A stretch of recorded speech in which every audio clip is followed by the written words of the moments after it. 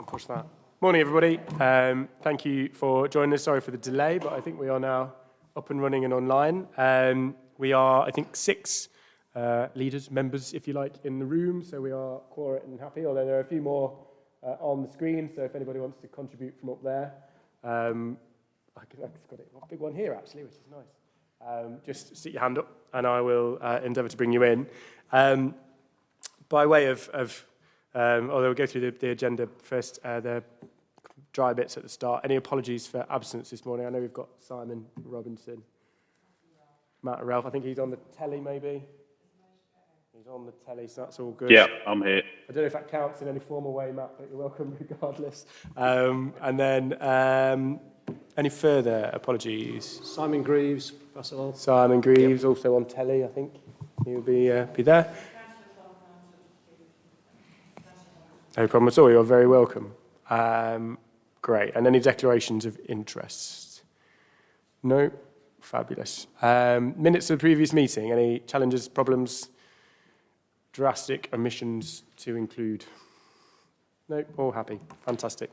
So move on to agenda item 4, joint working devolution programme update. By way of brief introduction, I'll hand over to Anthony to do the technical bits. We continue to make progress. We're obviously waiting on a national level for this white paper that will eventually emerge and give us some clarity as to what to do next. But in the meantime, the business cases and priority themes that will come onto agenda item 5 continue to come together. I've had a number of positive meetings in the last few days and weeks with various partners around particularly the youth theme that I am involved in, which has been really positive. And I know hopefully the leaders in the room will have received my letter this week in response to Councillor Zadrozny's concerns about rumours of local government reform that were in the Independent. Hopefully that letter made my position very clear, but just to reiterate, I think from the conversations I've had previously and in follow-up to those articles in the Independent with the Minister, I am very clear that we are likely to be presented with choices rather than forced to do anything. I think if we are presented with a choice of something that involves local government reform, I imagine it will be a very short conversation within the room with our local partners. But ministers have been clear with me that there will be options as opposed to decrees or anything that we are forced to do. And I hope that is clear enough for partners in the room. With that, Anthony, I'll hand over to you. Thank you, Chair. I wasn't paying attention. Did you do declarations of interest? Thank you. And did you do the minutes as well? Great. Okay, so the programme update then, colleagues, I'll just take you through the highlights. It's on page 9 of your pack, 9 of 34.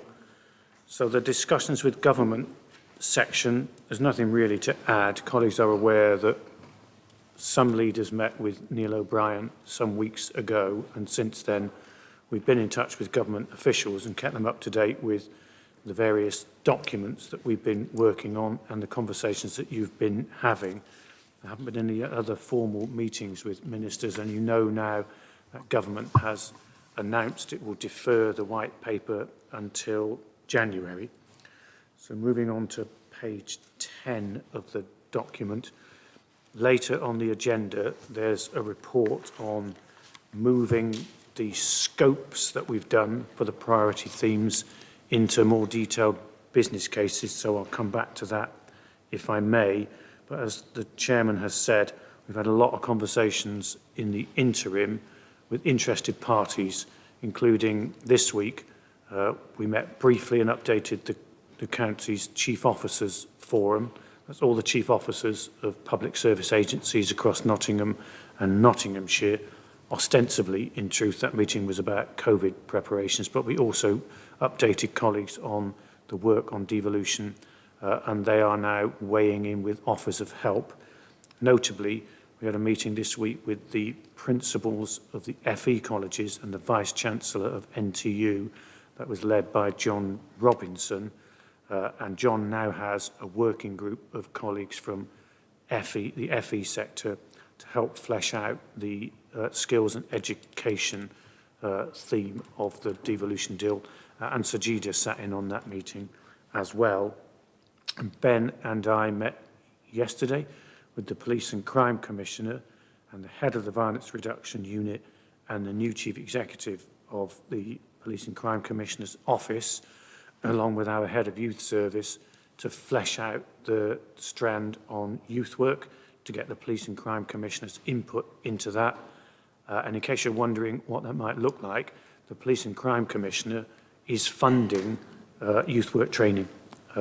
So we're working with the Police and Crime Commissioner on that, but also the Police and Crime Commissioner has access to a number of funding strands, violence against women, safer streets, a whole host of funding strands, which, for want of a better phrase, she's happy to kind of tip into the conversation about the devolution deal so that we can access some of those resources, provided we do that jointly with her. And then finally this week, Ben and I had a meeting that included Ruth Hyde, who's working with Pom Bogle and I on the youth work element of this with the National Youth Agency. And the National Youth Agency, by means of an exchange of correspondence with the chairman, have agreed to act as the external partner on that strand. And lastly, Pom Bogle, who is the head of youth service in the county council, has reached out to his equivalent in the city council, Councillor Mellon, for a conversation about how the city council wants to engage with that strand, particularly. I think that's in the diary now, so that we get your colleagues into the conversation as well. I'm happy to pause there if there's any questions about that, and we can come back to all of this when we get to the report on the business cases. David? Thanks for that, Anthony. I think we should make the most of the police commissioner's money because she seems to have more than any local authority in terms of this area. But I wouldn't want all youth work to be shaped in let's keep kids away from drugs and knives, because although that's very important, it's not the only facet, and we need to make sure that there's whatever we do together, if it can enhance what we're doing separately. And you know, we're actually consulting on reducing our youth service, unfortunately, because of the situation that we find ourselves in. But youth work needs to be more than just keeping kids out of trouble. Yeah, absolutely. So the way that POM is structuring that, along with Ruth and colleagues, is to pull together a comprehensive package of youth work opportunities from the universal through to the targeted and specialists. So that includes making sure that we know and understand where all our universal opportunities are, including those that are managed by the voluntary sector, those that are still managed by the statutory youth service sector, so that all kids have an opportunity to go somewhere, undertake activities, speak to a trusted adult, and then a range of more targeted provision aimed at young people who might be susceptible to crime or the use of substances and so on. So we'll try and do it in that sort of pyramid, David, so that all young people get access to the offer, as well as it being targeted to some that might need it most. Okay, on page 11. Andy might have had a question as well, Anthony.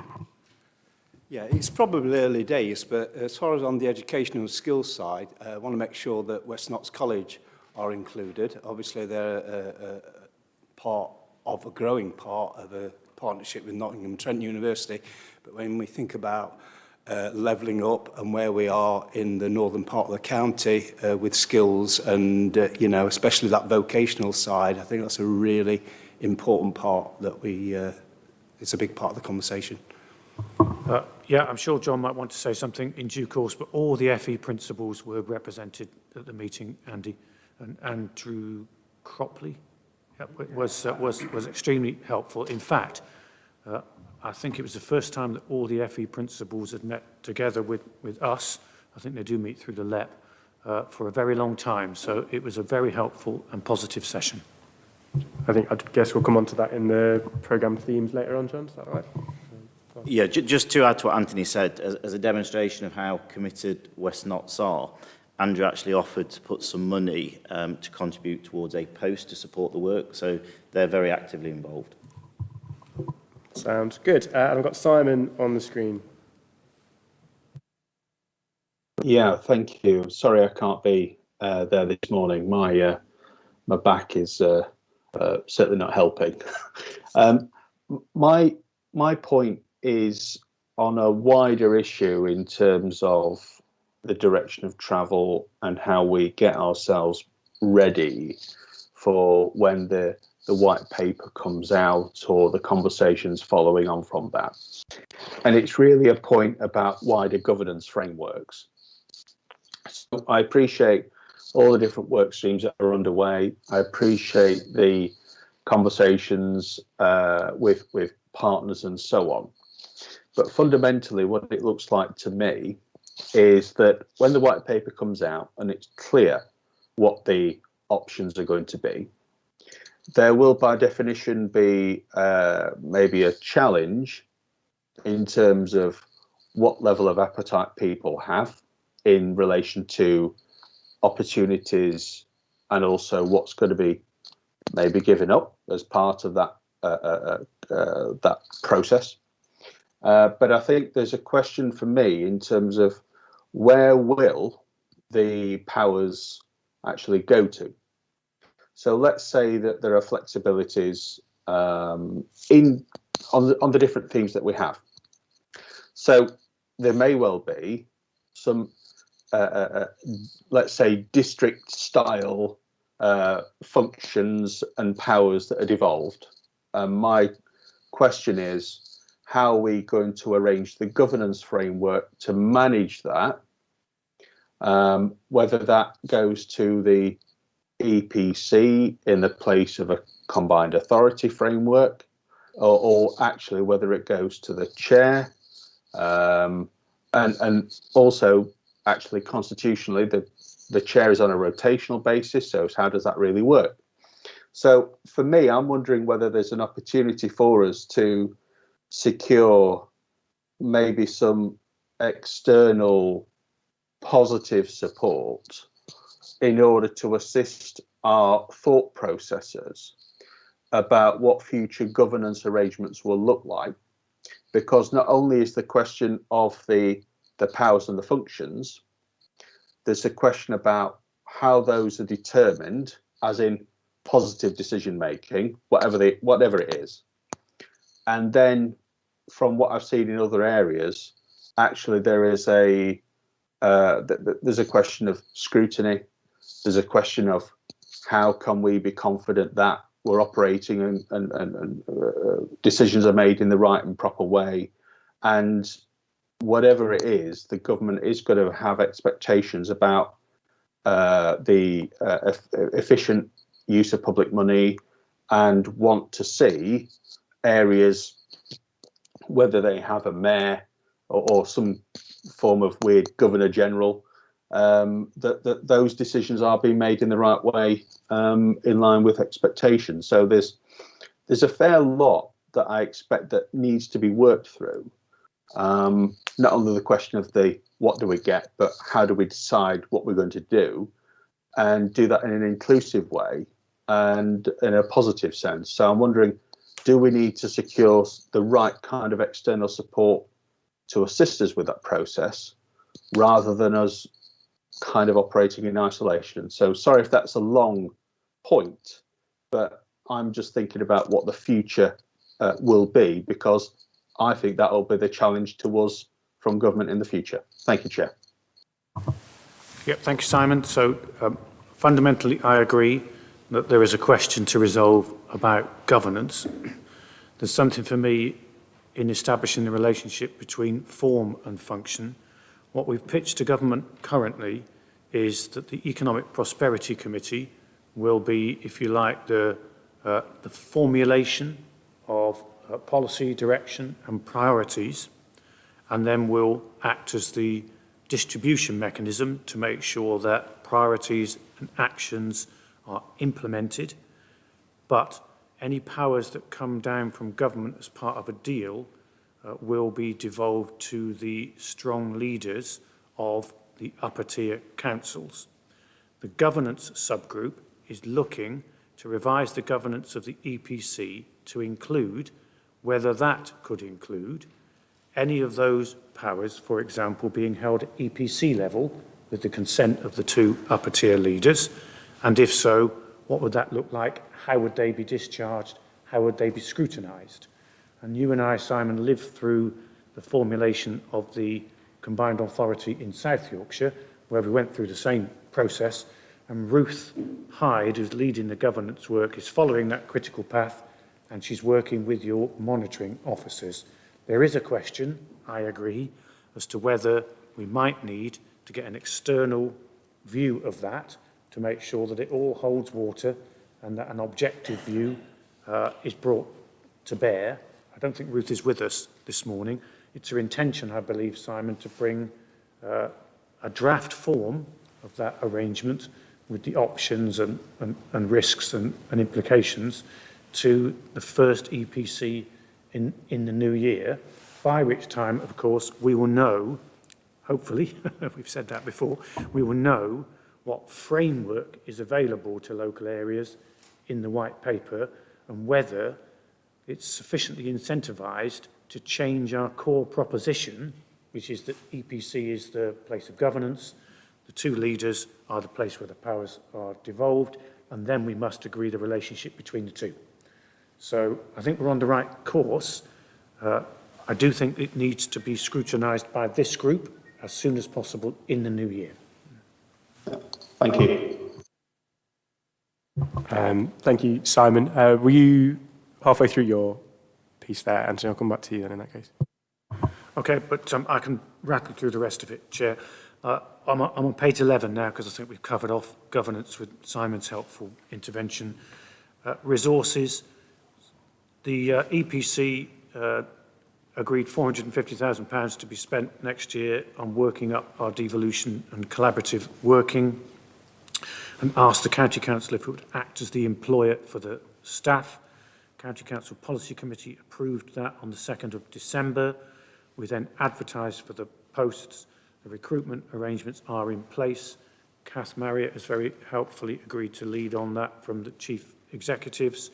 And I believe the first interview for the most senior post will take place on Monday, with the remainder of the interviews taking place in the early new year.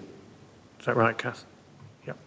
So we should have those resources in place, subject to how many people have applied, obviously, in very short order in 2022. We are still working on the mapping exercise. We've nearly finished it. We should be able to present it to a meeting with the EPC again early in 2022. And it is important we do that because we can see just how much resource there is at hand that we don't have to invent or purchase to help build the business cases and implement the eventual deal. Chair, I think Jerry would like to come in. That's okay. In fact, the mapping exercise, you're right, is almost completed, so almost that it should be out with you this afternoon with a few other papers. Okay, thank you. On communications, we've got Luke Barrett with us today, and Luke will be keeping an eye on this and working with you and your communications teams on any products that we might want to communicate, particularly between now and the publication of the white paper. We've done some fairly low-level comms. Obviously, communications is all about having products, and we're in a very formative stage, especially with the business cases, and we're still waiting for a white paper. But Luke is working with your colleagues to make sure that we've got communications support for this. And then on the bottom of page 11, the next steps, which we're working on at the moment, we'll come back to the development of the business cases. I've said what we're doing about the recruitment of a team. Luke is working on that revised communications strategy and a list of products. We are still working on that longer list, but in truth, we've been focusing on the top 6. The mapping exercise, as Jerry has helpfully said, will be distributed for comment, hopefully later today. And I have been keeping Rowena Lim up to date with our progress, including sending Rowena all the relevant papers. Back to you, Chair. Thanks, Anthony. Worth saying in terms of feedback, and we are waiting for the white paper to steer where we go next, but the feedback we've had so far, whether on a ministerial or an official level, seems positive. They seem happy with the progress we've made and that we are working in the right direction from all the meetings we've had. I think they're particularly interested in obviously skills elements and also the kind of young people's elements that are a bit different to perhaps what other people are up to. So it all seems very positive from that perspective. We'll just wait, hopefully not too long, to figure out exactly what they are after in terms of structures and governance, which we will find out in the new year. Any further thoughts on any of that, or I'll move on to the individual business cases? No? Nothing on the telly? Very good. Right. In that case, we'll move on to the agenda item 5. I'll just come down the list of chief officers, if you like, in the individual themes, if that makes the most sense. So if we go through each of those and just update on progress. First one is young people. So Ruth and Anthony.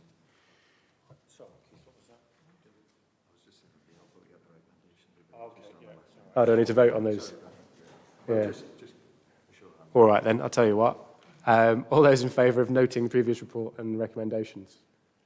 Very good. Right, Anthony. Okay, so there's two aspects to this point.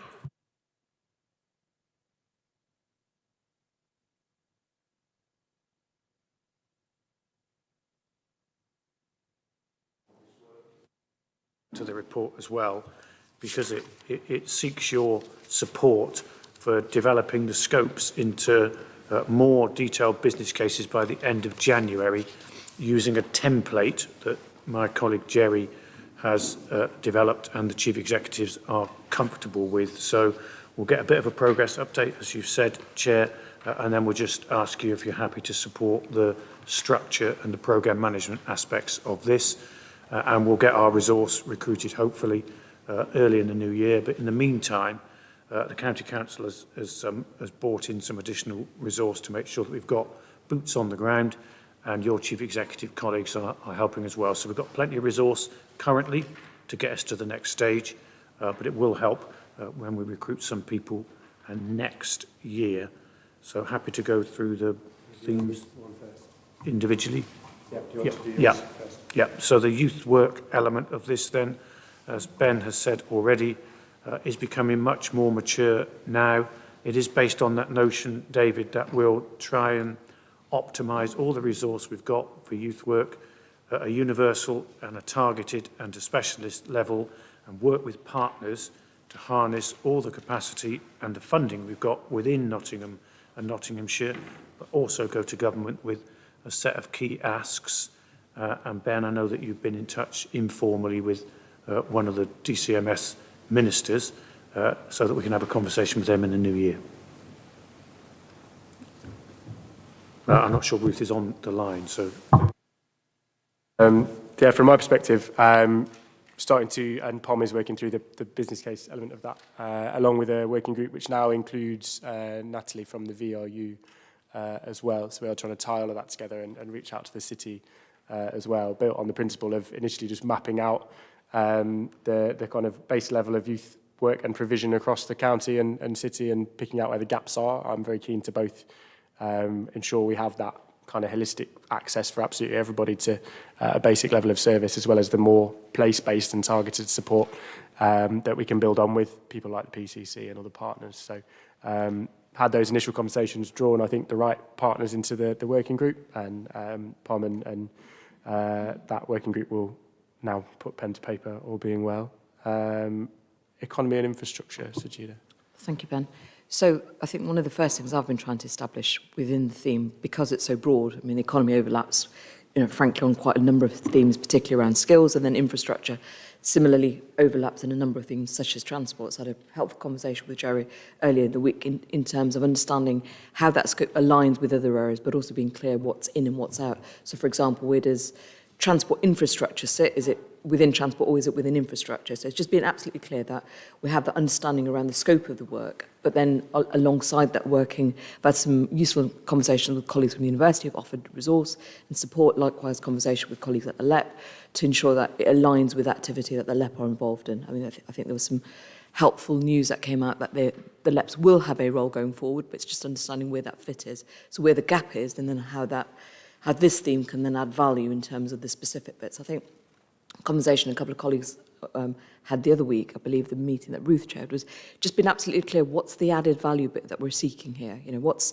the base, what's business as usual, and what's the bit that through a devolution deal we could look towards that would give us that impetus that we wouldn't have otherwise. And I think there's just a bit of work to be done there around scoping where we are and then looking at the uplift fundamentally that would add value through this piece of work. So more to be done. I think because it's to some extent quite a broad theme, just trying to work out the elements that fit within this. And then during January, hopefully have some further conversations with other colleagues to just pin that down. So that's where we are.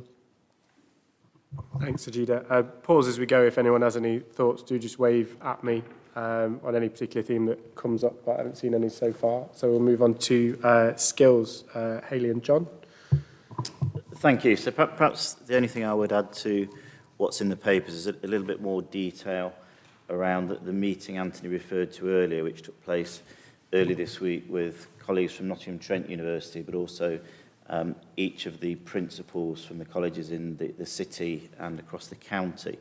I think one of the things that stuck out for me was the way Edward Peck was almost starting to articulate, I guess, a vision around the integration of education and skills for the over 16s and bringing together schools, FE colleges and the higher education sector in a closer way than has perhaps taken place previously. And I guess we're all extremely familiar in the world of local government with the bidding regimes that we're constantly involved in. What I hadn't appreciated was the same applies to the FE sector and to the university sector. So just to, I guess, break that down a little bit, there are a number of pots of money that at the moment the universities and the FE sector are having to apply to government for.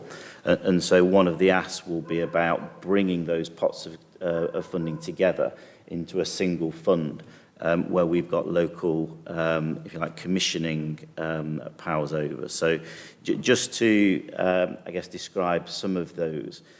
Adult education budget is one we've already talked about. Future capital funding from F4, FE and HE being brought together in one place. Apparently there are a large amount of basic skills funding that is currently routed through the LEP, and there's clearly potential for that to come the way of this body if that's the way things evolve. Something I'm not familiar with, but I think, Sajida, you are, is a fund, I think it goes by the name of Innovation, Enterprise and Leadership Programme. So I guess I'm just trying to give you a flavour that there is an awful lot of opportunity here around different pots of money that at the moment we're having to battle for, that actually we can reduce an awful lot of the bureaucracy and time that's spent in that, and hopefully, as I said, have a lot more local choice over. Thanks, John. I think one of the things that's become apparent to me across all of the themes actually is that opportunity to just either tie together priorities in some of those bids and do things together, or if not, just devolve the money to us in the first place and save us having to do all these annual bids. I think that'd be hugely beneficial. As we've touched on skills and the youth work, I think there's also a conversation we need to have with the DFE in particular, because I'm very conscious that whilst DLUC might be very happy for us to have some of those powers and funding, the DFE haven't been consulted as yet, particularly about post-16 when you talk about the extension into adult budgets. So I'm hoping to touch base with the Minister on that in the new year and see what he thinks. David. Can I ask, John, whether the line about early years literacy, is there anything that the work group's done on that yet? Yeah. Sorry, David, I should have mentioned, no, that the focus today has been on post-16. We've not overlooked that, we've just not had a chance to look into that yet. Okay. Teresa, did you wave at me then? Or no, I made that up. Andy. Yeah, I don't know whether it's just kind of a debating point or whether it's when we're looking for USP, you know, and is the conversation about building the skills through Nottingham and Trent University, or are we kind of going like we're getting a new university at Mansfield? I'm not just saying that because I'm from Mansfield. I'm just saying, does that give a more powerful? I'm not saying it would, it's for debate, but is it, you know, kind of something that would be get attention, that we're getting a university in the north of the county that's in addition to the current university provision. So it's a kind of question statement mark for debate in relation to a unique selling point. And the other point is, again, around with that conversation with the schools, this kind of community education link building through as well to make sure that that's a strong element, because we've got a very low skill base and lack of participation.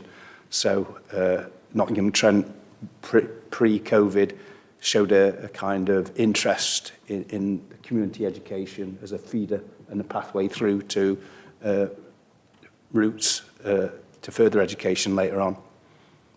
Thanks, Andy. I don't know if you've got any thoughts on that, John, but from my perspective, there's definitely a USP there around that agenda, just on that partnership and collaboration. I think the government are well aware of the NTU and West Notts partnership anyway, and Edward and I have had a number of conversations with ministers about that and about opportunities within it. So I think the fact that, as Anthony said, all those partners have come together for the first time in a long time and are very bought into it is an opportunity that perhaps other places might not have. But they're also on the kind of community and skills front, tying into the skills bill and the national agenda around things like the multiply numeracy programme, things like level 2, and to give you access to level 3 entitlement that will be really important for places like Mansfield. There are all sorts of pilots and opportunities that we could draw into it because of the nature of the demographic and those relationships as well, I think. I don't know if you've got any thoughts on that, John. Yeah, and just to add to that, I can't remember the exact stats, but the demographic or the profile of the students that are attending Nottingham Trent campus in Mansfield is very different from what you've got at their main campuses in the city. So there's quite a lot of interest in exploring the potential for rolling out what's happening in Mansfield and other places. So, for example, Newark College are quite interested in how they might partner up with Nottingham Trent as well. So I don't think that will be the only model, but it's certainly one which we can build on. Yeah, I mean, everything you've said is what we want to work towards. I'm trying to explore the idea that, we've got a new university, but whether it's that's the way forward or not. If you think about aspiration in the north of the county, they'll still be like, oh, that's Nottingham Trent University, because they don't think about it. I use Lincoln as my kind of benchmark.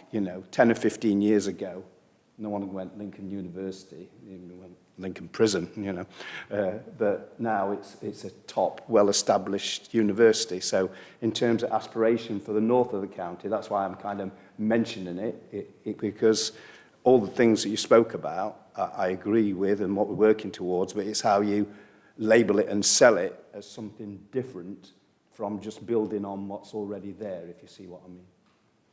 I understand that. I think my first reaction to that is I doubt Edward would be very keen for it not to be understood to be Nottingham Trent University. But conversation perhaps to dig into with him. Be a decision for him and West Notts, I would have thought, as much as anything. But I'm sure we can have that debate and conversation. I can see Matt's on the screen. Matt Ralph. Yeah, thanks, Chair. On the point of labelling, I agree with you completely, Ben, that it's a question really for NTU and West Notts to figure out. But also, if we were wanting to be labelling it differently, just to highlight, there are significant portions of the West Notts campus in Ashfield, and there's going to be an awful lot of talk around degree level robotics and automation stuff with collaboration of NTU that would be delivered in Ashfield. And so obviously I would be very sensitive around the branding if we were to take that approach. Thank you.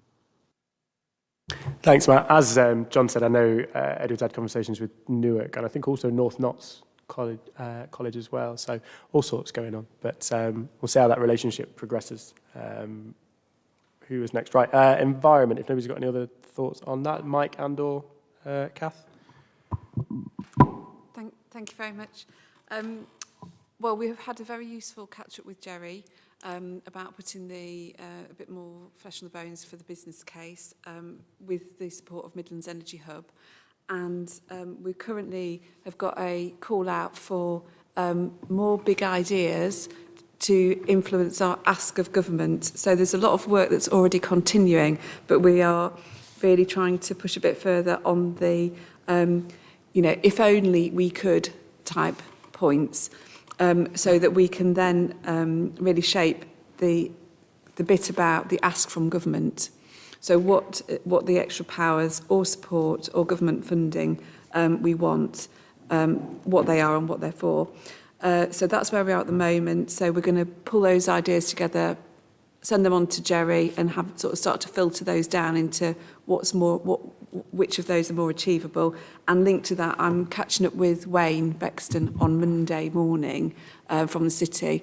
Obviously, the city are very advanced in a lot of their work on this, and Wayne has specifically asked to catch up with us on this theme. So positive that we'll have some more to come into the conversation from that meeting on Monday. Thank you. Thank you very much. Anything you wanted to add, Mike? Or? Unfortunately, I missed that last meeting, so Kath's doing an admirable job. So No worries. All good. Milan. Yeah, thank you very much, Ben. One of the key issues for us across Nottinghamshire has been the alignment of local plans and standards. Now, through JPAB, I've suggested, as Chair of JPAB, I've suggested that we sign up to a agreed set of common themes based around, you know, the quality of life and living standards, access to the environment, transport and infrastructure, space standards, which are incredibly important, and gone are the days of the Parker Morris standards and code levels, you know, but there is a 6C recommendation. And one of the key issues to tackling the environmental climate change is to ensure that we have a similar approach across all districts in the city in Nottinghamshire and the wider region. So what we're trying to do, Ben, is to set out an agreement with all authorities that we align our core strategies and our standards in housing, including things like heating, transport infrastructure, access. And therefore, they are very much aligned with the aspirations of the DevCo regarding the environment, whether it's the Erewash Valley, which is HS2 carbon offset, the green and blue infrastructure, Chowton master plan and things. There needs to be an alignment between the wider aspirations of things like the DevCo and the reality of the delivery product, working with the private sector and other local authorities to align common principles in the plans. There is no sense, for instance, in trying to cram additional houses in Nottingham City on part of the brownfield they've got just to meet the 35% arbitrary uplift, which absolutely does nothing to ensure that they've got a quality of life and the protection of the environment, living space standards, heating standards. You know, there is so much to pull together. And the problem I've always found with this, Ben, is that it all happens individually and little bits and bobs, and we're all making, you know, some contribution without ever having an oversight and view of where we want to be in environment and carbon offset as a whole area and as a whole region. Now, to me, it requires some radical rethinking and some realignments and some recognition of the realities of what the building industry does and what local authorities and other people can do to align those strategies to improve the quality of the environment for everybody. So my plea to you, Kath, and those working on the environmental side of this, is to try and align those strategies with the private sector aspirations. You know, it's noticeable that JPAB meeting, we had sort of 50 people tuned in, which is probably more than any virtual meeting that we've held. So that's my aspiration, to align those dreams and realities of small individual groups into a major strategy to tackle climate change and improve the environment. Sorry about that. Thanks, Milan. Do you have thoughts on that, Kath? I absolutely agree with everything that you've said, and so that is part of what we're trying to grapple with here and linking into the work that Dave's doing on his theme of housing and what's the best route to get there. So yes, shared aligned strategies across the local authorities and working with the construction industry that they can meet those targets, and then where do we get that government intervention? And one of the conversations that Jerry and I had the other week was around, you know, if we put in an ask about increasing, you know, the baseline that is asked for in building regulations, government can do that, but will they do that because of the impact on the construction industry and how we're trying to sort of get there collaboratively across both sides of making policy, but also then delivering those buildings. So there's some really big issues in there that aren't easy, are there? But they definitely are where we want to be getting to. Thanks, Kath. And I think on policy alignment, Milan, you'll be as aware as anybody, I think, of the work we're trying to do to make sure that things like DevCo, Freeport, or the regional kind of projects are all tied into this and pushing in the same direction. I think we'll get some steer on that in January as well. Can I just point out I agree with the aspirations. The problem I've always found is that the long-term solution to this, of course, is the funding of the DevCo, which is essential for all the things that we put together. But when you look at devolved powers, we're asking for devolved powers for planning to tackle the environmental crisis and quality of life crisis across the plan areas. One thing that we have to recognise also as well is where it's gone wrong, you know, and it's gone wrong. You know, the sort of powers that give you the automatic right for planning are incredibly wrong. You know, we all know this, and I think Michael Gove himself has recognised it. But constant interfering and involvement of national politicians and national policies in the planning system has led to a massive downturn in the quality of development and quality of the environmental impact of what these developments and the carbon offsets. And my plea for this is, if you're going to do and you want more powers through the planning process, you know, they need to go back and literally scrap the generic proposals in total, especially regarding, you know, the automatic planning approvals in towns and villages and things, and actually think it through and devolve those powers to bodies like this, where the rules on the environment are totally different to those in London. And yet everything is so London-centric. The rules that apply in London don't make sense in Broxtowe and Rushcliffe and Gedling. You know, so my plea for this, again, to national politicians like yourself, Ben, when you talk to ministers, is they need to stop interfering in the planning process and allow organisations that have devolved powers to plan properly for the future, instead of passing down a load of missives that cannot possibly met, like the 35% uplift in the City of Nottingham's allocation. It cannot possibly be met and will lead to an environmental massive downturn in the quality of life for local residents and local people. So that's my plea to you, Ben. Stop interfering, and actually, if you want to devolve power, well, look, let's be brutally frank here. If they knew what they were doing, it wouldn't bother me. But it doesn't. Governments, ministers change at the whim. You know, every 12 months at the whim of prime ministers. It's the same when the Labour government was there. You know, you'd have a minister who got his head round housing, so the civil service will sack him the next day, so they don't want somebody who knows what they're doing. You know, so for us, Ben, it's if you're going to be serious about devolution, Bill, then power needs to be given to determine your own futures with regard to planning, and to plan for the environment, and to plan for that quality of life and transport infrastructure in line with the DevCo. Sorry, that's how I feel this morning. I got this vision one day where devolution will actually mean giving powers. I often quote when I do speeches, I remember the 2000 Act when the Labour government then said they will set local government free. And then the civil service gave us 126 pages of regulations on how they were going to set us free. Well, let's hope we're not in that boat. I think I won't pretend I've got any steer on what Michael thinks about the planning bill, but I've no doubt that some of those questions will be answered in the white paper, and we'll see where we get to then. But I am all for local decision making and national politicians keeping their nose out, Milan, as you know. So we'll see where we get to. I don't know if you've got anything to say on that, Kath. Yeah, I think it fits in with what you're saying, Milan.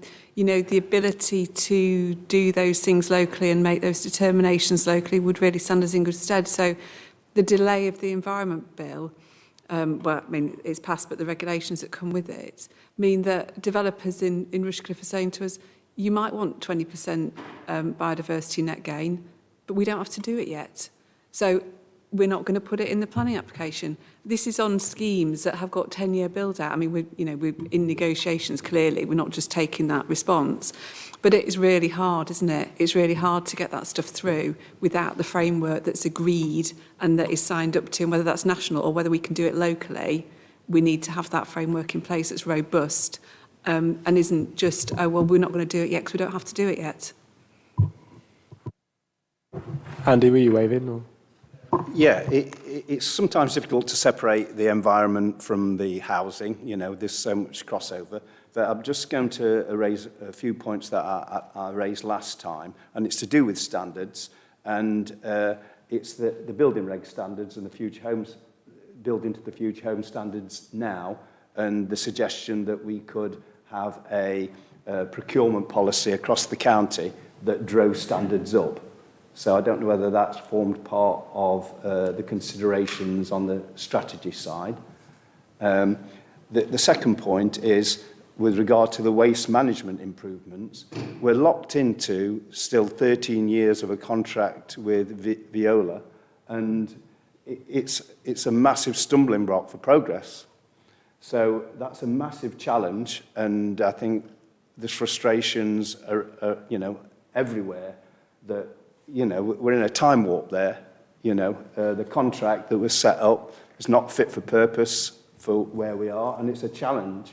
And maybe we've got to somehow break some, we've got to find a plan to bring it up to date somehow.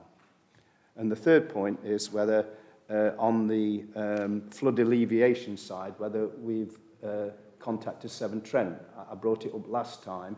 About that kind of pilot that they're doing for Mansfield, but it very much involves highway maintenance and repair and how we go forward with taking water out the system across the whole of the county. And we're already starting to, even though, because it's an experiment within a defined area in Mansfield, we're trying to, the developers that are building houses, we're starting them to have conversations to change their standard details, and it's fitting into how we will carry out maintenance, but it's related to water capture. So it's a big strategic thing, and I think it is a unique selling point for us. I definitely agree with that, and as you say, I think the first interventions in Mansfield start in January, first of 15,000 sets of smaller interventions, parks in the town centre and various other things, but definitely something to learn from and to expand out. Go on. Yes, the relationship as well with highway maintenance that's massively changing as well as a result of that, which is a big, been a big stumbling block. Yeah, highways officers are in very regular conversations with Severn Trent on that. I don't know if you want to touch on the waste contract point, Anthony. Yeah, so colleagues will be aware that the County Council has a waste contract with Veolia, a very long-standing contract. I would say that Veolia have been an excellent partner and have worked with us to change with the times. Clearly, the government are about to introduce a whole set of new regulations and expectations around waste. There have been some conversations with Veolia, Andy, about how that will be incorporated into the arrangement that we've got with them. I know that the leader has met with Veolia recently, and that Councillor Neil Clark, who's got that portfolio in the council, is on with it. So in conversation with Kath as the lead on this piece of work, and officers within the county council, we can continue those discussions. Clearly, the contractor's still got some years to run, as you quite rightly said, so we've got to work within the constraints of that, but also be clear about the ambitions of this and the requirements of the new regulations.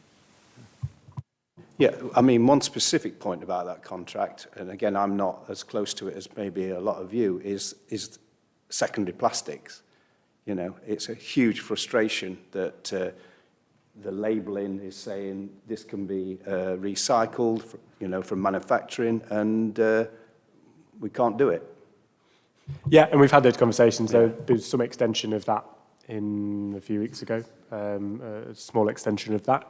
Their technology is updated over time, and some of those things they can actually do, and they've been happy to extend that. But again, you know, we've had that conversation about when the waste strategy comes out. Seems a sensible time for us to sit with them and review, you know, what's possible. And we've committed to doing that, and they've committed to working with us on that. So, touch wood, we can make some progress on that as well. I'm conscious the other point to her about housing, and we've not actually come to that yet. So if I can come to Teresa and Dave, and perhaps touch on the housing element.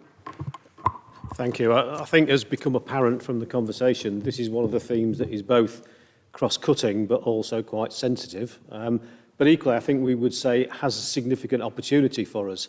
And that's really what we're trying to move to now, is identifying the areas where we can add most value. And this is going to keep being repeated, I think, in other themes. And it is what we have to try to get out of this, is what can we do through our collaborative work which makes a difference. And very much the points that Milan was making is what is going to make a difference in Nottinghamshire to our residents at a local level. I would say that one of the things I certainly want to try to do with this is to keep away from areas where we are going to find it very difficult to agree, and focus on areas that we are able to work on so we are most productive in this. We've had a very good meeting with Jerry to scope out the sort of draft business case, and I think we're starting to make quite a bit of headway on this. But quite a lot of the things I was going to say have actually been asked for, and I can actually assure you they're the sort of issues we're looking at. We want to see how we can look at environmental standards through planning. We want to see how we can work to ensure that we are collaborative in the way we drive forward things like improved housing standards, environmental efficiency, all those sort of other issues that we can all agree are essential can come through this theme, and will also inform the activities in other areas in terms of infrastructure delivery and activities. So it's going to be part of a broader conversation, but we're starting to make some good progress, and I think we're all alive to what the issues are. We just need to make sure we don't get bogged down in things we can't agree on and focus on what we can do. Sure. Thanks, Dave. Anything to add on that, Teresa, or happy enough? Good. Any further questions on housing before we move on? Nope. Right. Finally then, transport. Anthony, back to you. Okay, not much more to add from my point of view than is in the document. You might think they're modest ambitions in respect of transport, but having managed this area for a number of years, if we were to achieve those things, it would make a big difference across both the city and the county.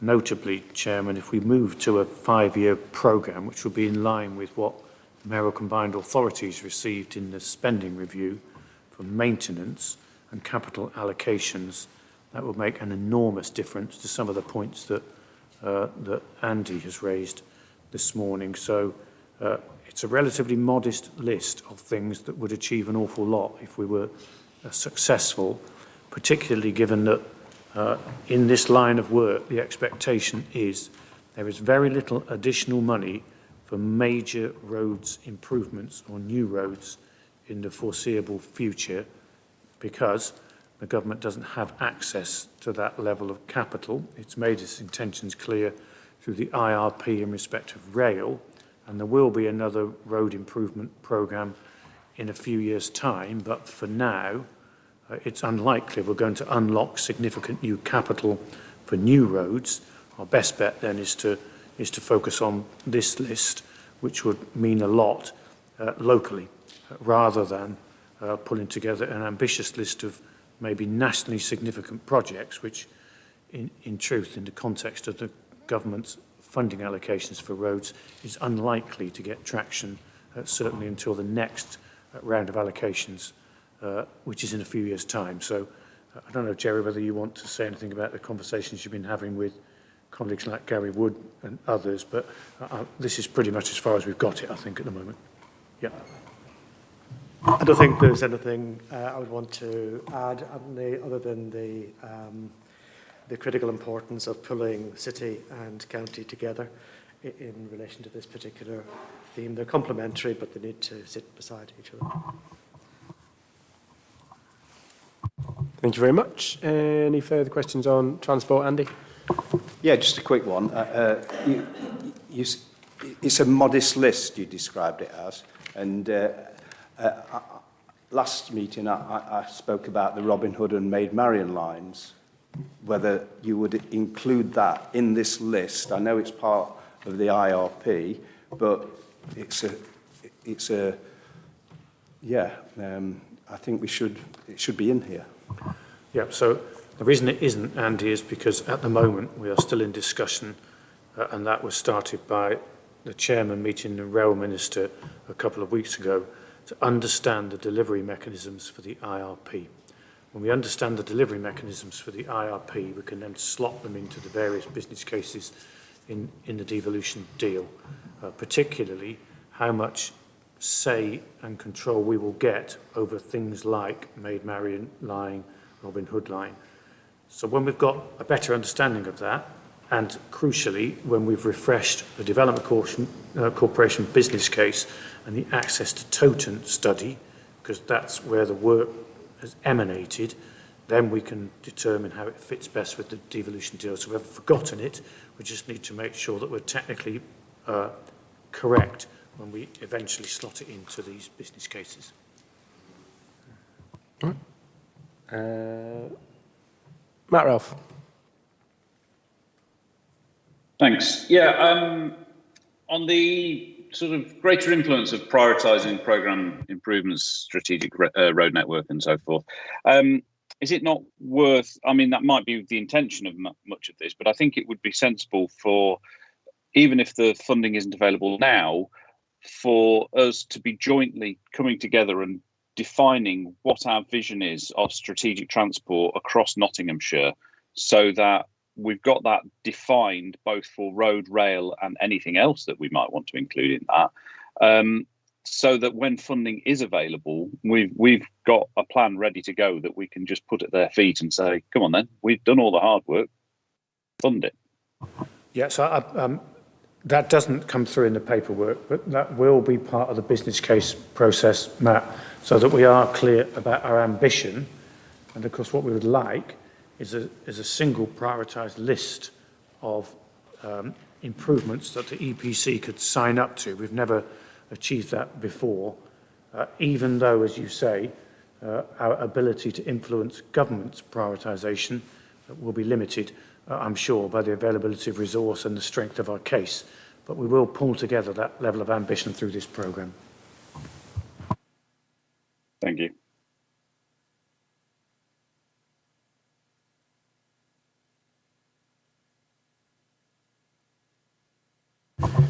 My microphone wasn't on. Simon, are you there?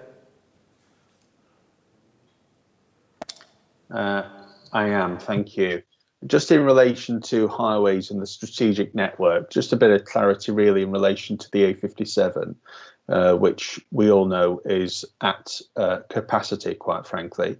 One interpretation of that would be that investment in the A57 should have been undertaken many years ago. And I am aware from conversations in the background about the use of additional funding to alleviate pressure on the A57, but quite frankly, that resource is being called upon in multiple directions by the county. So I just want to be clear about the A57 and where that fits in this as part of this level of ambition at the moment. Thank you. I'm sorry, Simon, I can't answer that, but I will ask Highways colleagues to put together a briefing, which I'll send through to you. Thank you very much. All right. Anything further on transport? No. Delightful. Right, we'll move on then. In that case, I think we need to... what are the recommendations in that report? Are they very exciting? Let's have a look. Probably to note it, I would have thought. I think we're all those in favour of the recommendations in that report. Very good. Right, in that case, we'll move on to agenda item 6, which is in your name, Anthony, I think, spending review and other local government funding allocations. Yeah, thank you, Chairman. It's in my name, but a lot of the credit for this goes to Mike Hill, who drew together an overview of all the funding that had come into Nottingham and Nottinghamshire through these various funds, and my colleague Ben Taylor, who then added the information about local government spending review and so on. So what you've got before you, and I don't intend to turn the pages on it, is a compendium of investment that's been made into the area, in some cases in detail, in other cases at a very high level, so that you can see how much investment has been made in recent times through dedicated grants, some COVID, some more about the longer term stimulus for the economy or infrastructure development, and then some that are specifically related to the spending review. So I'm happy to take questions on it, Chairman. Okay. Any thoughts or questions on this report? Otherwise, all self-explanatory. David? I suppose the question has to be, given our success in getting these amounts of money without devolution, how is devolution going to secure us greater amounts? Because unless that is part of the deal, then the things that we've talked about in the previous paper sort of pale into insignificance, because this is the stuff that makes the real difference. And yes, this is not everything being successful. We haven't got everything we bid for in the city, and I guess county and district colleagues are the same. But there is still quite a bit of money if you add this all together, and it needs to be beaten by devolution deal, is what I would say. Yes, so the initial response to that is yes, I agree.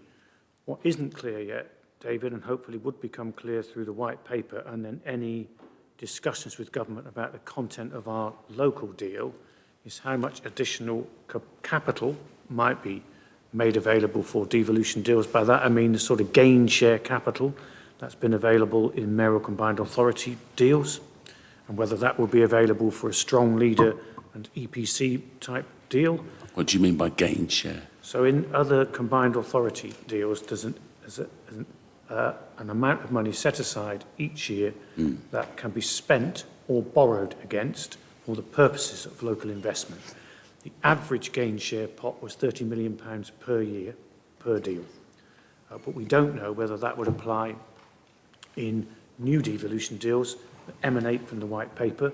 And of course, until we've seen the framework from government, we don't know whether it might apply, but at different levels depending on the strength of the governance of the deal.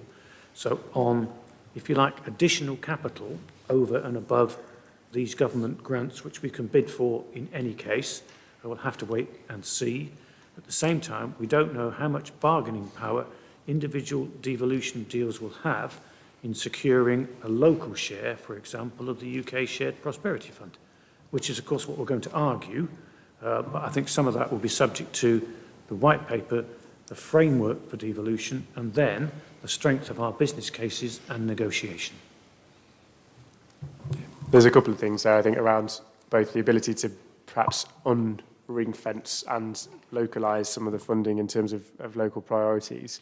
But also, if you talk to people like Andy Street about the benefits of their kind of position, being able to both bid for these things and have your capital, your kind of gain share fund and whatever, gives you the ability to draw some of these different pools of funding together into a wider priority, and to kind of add, in the same way we've talked about in our very local issues. We were talking yesterday with the kind of violence reduction unit about, you know, if you've got a pot of funds for £3 million and we've got additional resources within a devolution deal, we can add on to your specific targeted funding with a wider, more holistic approach to the same kind of thing. There'll certainly be opportunities, I hope, to do that kind of thing. But the answer to the question in terms of what we'll get, I think will be in the white paper.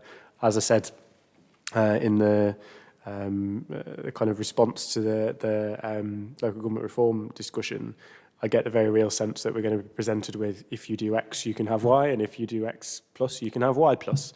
And I don't know what those things are yet, nor does necessarily the government at this stage. So it'll be interesting to see what choices we're presented with from that perspective. Go on. So I understand that, but we are spending inordinate, disproportionate amount of time bidding for things that we don't have a guarantee of getting, and it's a bit of a beauty pageant type thing. And if this devolution opportunity is to mean anything, it has to mean that we don't have to go through all those processes to get every penny that we're getting from government, because we've satisfied them that we're working together, that we've got a good governance for this arrangement, and then therefore that some money, I'm not saying all of it, but some money needs to come as a matter of course. Otherwise, we're going to be spending a lot of time for no particular gain. Totally agree, David. And I think UK Shared Prosperity Fund is probably a prime example of that, where you would want to not have to bid into those processes, but have it devolve locally. I don't know if there's anything to add, Anthony. There are a number of funds that were set out in the spending review, including the Shared Prosperity Fund, where, as I understand it, the criteria and the delivery arrangements have yet to be agreed. I presume because there's a white paper pending and government wants to incentivise devolution deals by allocating proportions of that money to local areas against local priorities. Because given that the country, as far as I can tell, is a bit short of cash, I can't imagine they're going to be able to magic up lots of new money, so they're going to have to be creative with the money that they've already got in the spending review, unless Michael Gove has got real pulling power in number 11 and is going to get a separate pot to sweeten devolution deals. He may do, and that's how, indeed, George Osborne sweetened the original deals through those gain share pots. It was capital allocations that you could either use or borrow against. So we'd have to argue really strongly when we get into those negotiations that a so-called county deal, in our case a city and county deal, has the same access to that level of capital and infrastructure type investment as, say, a mayoral combined authority, pending whatever the framework says we'd be entitled to if we stick with our core principle of strong leader and cabinet-led devolution through the EPC. And until we see the white paper, it's difficult to know. I've got Matt Relf on the screen. Thank you. Yeah, I think it's absolutely right that it would be good to significantly cut down the amount of time that we're spending bidding on things. But on the flip side, that bid process also is a pretty robust way of identifying where there is need and good ideas for spending the money. And we need to make sure that if we are devolving these powers and this money to us locally, that we have a robust process to identify where there is the best need within the county for these funds to be spent upon. The other point was just a clarification of, in the report under the Future High Streets Fund section, it lists the Ashfield contribution there as being refurb of Sutton Academy Theatre.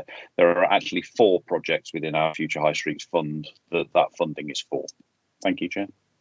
Okay, thank you. Happy to come back on the point about the relative benefits of competition and the need for robust criteria. So the best example I can give you, Matt, and we've got an expert in the room on this, is the Local Growth Fund. Government gave the LEPs an allocation for the Local Growth Fund, but the LEPs were then charged with putting a Treasury compliant competition in place, or process in place, so that the money was allocated against need and best value principles, and then accounted for properly. So even if we got said gain share fund or a share of the UK Shared Prosperity Fund, the rules that determine the distribution of those funds would apply to our devolution deal. It would just be our responsibility to comply with them rather than somebody else. So I don't think we'll avoid probity and scrutiny. It would just mean that it would be more suited to our established local priorities. Thank you. Thanks, Anthony. I've got Simon on the screen as well. Thank you. The Shared Prosperity Fund is going to be essential, or the equivalent of it. It's going to be essential for us to have the capacity that we would like to see in the future. The Shared Prosperity Fund has been used in other areas in order to help pay for the capacity that's needed. And I go back to a previous meeting where we were talking about having that additional resource in place to support the work that we'll want to see. So that is a route through to securing that capacity at no direct cost to the pool or individual local authorities. So we'll see how we go with that. On a wider point, and on the basis that a lot of money, everyone's money has already been spent over recent times, and the government's, let's say, relative loss of appetite to put more money forwards, it would not surprise me if, as part of these arrangements, we have the benefit, or the government suggests that there's an option there for levy raising powers and functions. Though I don't believe personally that the flexibility to levy a tax on hotel rooms is in any way going to result in funding to support the infrastructure asks of Nottinghamshire. But it wouldn't surprise me if we are presented with, here's the opportunity to raise more money yourselves, and it is for Nottinghamshire to pay for Nottinghamshire's own infrastructure. But that's just my instinct on where things could be in the future. We will all see. Thank you, Chair. Yeah, thank you, Simon. Again, it remains to be seen what the framework will say about tax raising powers. Again, going back to the days when we worked on the South Yorkshire Combined Authority, of course, the predecessor body, the Transport Authority, had powers to precept. So there are already some things written into legislation that are available to local areas. Then that depends on the shape of your deal. And there are other things available in mayoral combined authorities. For example, a mayor can levy local people. I think that's on the basis that they're directly elected. I tend to agree with you, but this is a personal opinion, that some of the things that get mentioned in the fringes of devolution deals, like tourist tax, for example, would have to be examined really carefully in the local context of whether, first of all, it's fair and equitable. Secondly, it would levy sufficient money to be worth the bother. And then thirdly, back to Matt's point, and what would be the criteria of redistribution. So all of that, I suspect, is to come when we understand better the devolution framework, which we hope will be in the white paper. Anything further on this report? David? Just briefly on the hotel tax or tourism tax, it is something that we've looked at a little bit because there are places like Bath and Bristol that are pursuing that. And it's a commonplace thing on the continent, isn't it, that you pay a little bit extra when you go into some kind of accommodation for the local economy and for the local tourism contribution. And I don't think we should dismiss it. I think there are probably potholes at the foothold. What am I talking about? There are problems with it, but I think it's something that needs to be looked into because it is a potential way that it's not the residents paying, it's the people who are coming. But it needs to be something that is done in a way that doesn't put people off coming, but is small amounts but paid regularly. Again, I wouldn't discount any of these things if they're available, provided, as you say, there's a strong business case, we understand the implications and the redistribution mechanisms and so on. I think the point here is if we get our business cases into the best shape we can for that conversation with government, we'll be better able to argue access, assuming that we've got access to that, depending on where we are on that devolution framework. Thanks, Anthony. Brings us probably neatly to a close in that next steps from that perspective are to continue that work on those business cases, make sure that we are in a robust position as and when the framework or the white paper is released in the new year, and that we're in a position, subject to the government's wish to do so, to be able to go and have a hopefully fairly intensive conversation with them about how all this will work once we've got that framework and that indicator of what they want. But I certainly think we're in a positive place. As I say, the feedback about our progress to date has been very positive, and I'm confident that, well, I hope that next time we meet, we might even have some of that information, perhaps, although this is government timescales, so probably not. But we will see where we get to. I do need to vote on noting that as well, probably. All those in favour of noting that report. It's very exciting. And on that note, thank you very much for your attendance this morning. If I don't see you all, have a lovely Christmas. Hope you enjoy a break, and we'll see you in the new year. Merry Christmas.